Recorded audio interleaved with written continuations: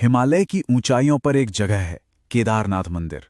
ये वो जगह है जहां विज्ञान, आस्था और रहस्य सब एक दूसरे से मिल जाते हैं। एक ऐसी जगह जहां कहा जाता है कि हर पत्थर के पीछे एक कहानी है और हर चमत्कार विज्ञान को खुली चुनौती देता है। जरा सोचकर देखिए, क्या यह मुमकिन है कि कोई इमारत सदियों तक बर्फ में दबी रहे और फिर भी वैसी की वैसी ही रहे? Wadia institute of Himalayan geology की माने तो केदारनाथ मंदिर लिटिल आइस एज के दौरान, मतलब लगभग 400 साल तक एक ग्लेशियर के नीचे दबा हुआ था। और कमाल की बात यह है कि उस पर एक खरोच तक नहीं आई।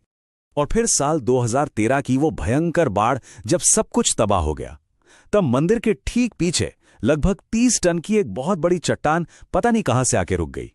इसी चट्टान ने बाढ़ के पानी को 2 हिस्सों में बांट दिया और मंदिर को बचा लिया।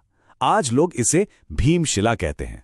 तो सवाल यही उठता है कि इस मंदिर के इस तरह से बचे रहने का आखिर राज क्या है? क्या ये हमारे पूर्वजों की इंजीनियरिंग का कोई नायाब नमूना है, या फिर कोई दैवीय शक्ति है जो इस पवित्र जगह की रक्षा कर रही है? इस पूरे रहस्य को अगर समझना है तो हमें 2013 की उस तबाही को थोड़ा और करीब से देखना होगा। वही घटना जिसने पूरी दुनिया का ध्यान इस मंदिर के चमत्कारों की तरफ खींचा था। देखिए, इस मंदिर ने 2 बहुत बड़ी परीक्षाएं झेली हैं। पहली, 14वीं से 18वीं सदी के बीच पूरे 400 साल तक ग्लेशियर के नीचे दबे रहना, और फिर 16 जून 2013 की वो प्रलयंकारी बाढ़ जिसमें हजारों लोगों की जान चली गई। और इन दोनों ही मौकों पर मंदिर को लगभग कुछ नहीं हुआ, वो वैसे का वैसा ही खड़ा रहा। चलिए अब जरा रहस्य से हटकर उन वैज्ञानिक और तार्किक वजहों पर बात करते हैं जो मंदिर की इस जबरदस्त मजबूती के पीछे हो सकती हैं। ये मंदिर 11,755 फीट की ऊंचाई पर बना है। इसमें जो पत्थर लगे हैं उनमें से हर एक का वजन 6 से 8 टन है और माना जाता है कि इन्हें 20-30 किलोमीटर दूर से लाया गया था। लेकिन सबसे हैरान करने वाली बात तो यह है कि इन पत्थरों को जोड़ने के लिए किसी भी तरह के सीमेंट का इस्तेमाल हुआ ही नहीं है। तो फिर ये जुड़ा कैसे? इसका राज एक खास तकनीक में छुपा है जिसे कहते हैं इंटरलॉकिंग।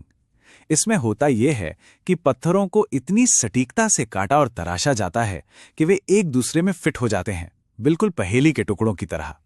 और यही तकनीक मंदिर को बाढ़, भूकंप और ग्लेशियर के भारी दबाव से बचाती है। तो ये तो हुई बात कि मंदिर कैसे बना, लेकिन चलिए अब इसकी आध्यात्मिक कहानी को भी समझते हैं, जिसकी जड़ें सीधे महाभारत से जुड़ती हैं।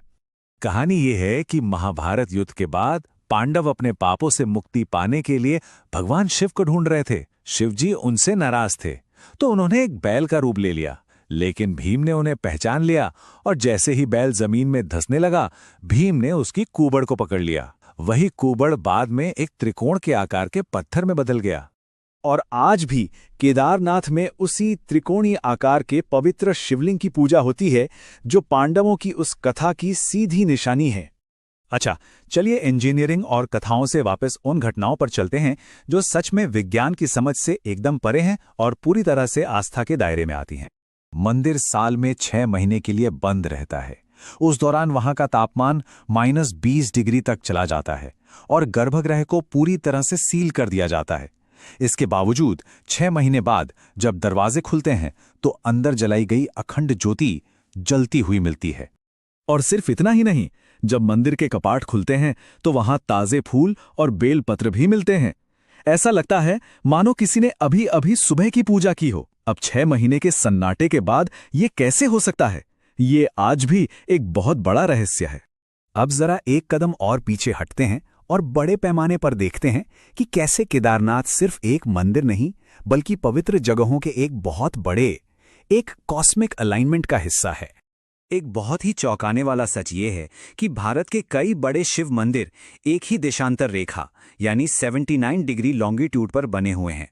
केदारनाथ से लेकर रामेश्वरम तक कई शक्तिशाली शिव मंदिर ठीक इसी एक सीधी रेखा पर हैं। ये एक तरह की अद्भुत ऊर्जा रेखा, एक एनर्जी एक्सिस बनाता है। ऐसा माना जाता है कि प्राचीन ऋषियों ने इसे किसी गहरी ज्योतिषीय गणना के आधार पर स्थापित किया था।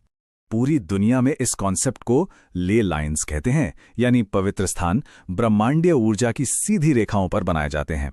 और भारतीय शास्त्रों में इसे निदा मंडल कहा गया है, एक ऐसी जगह जहां ध्यान और साधना का अनुभव ही कुछ और होता है। तो अंत में सवाल वही है, क्या केदारनाथ का टिका रहना सिर्फ और सिर्फ इंजीनियरिंग का कमाल है, या फिर ये आस्था का चमत्कार है, या फिर ये उस दिव्य ऊर्जा का सबूत है जिस पर यह मंदिर खड़ा है? क्या पता, शायद आस्था और ऊर्जा एक ही सिक्के के दो पहलू हों।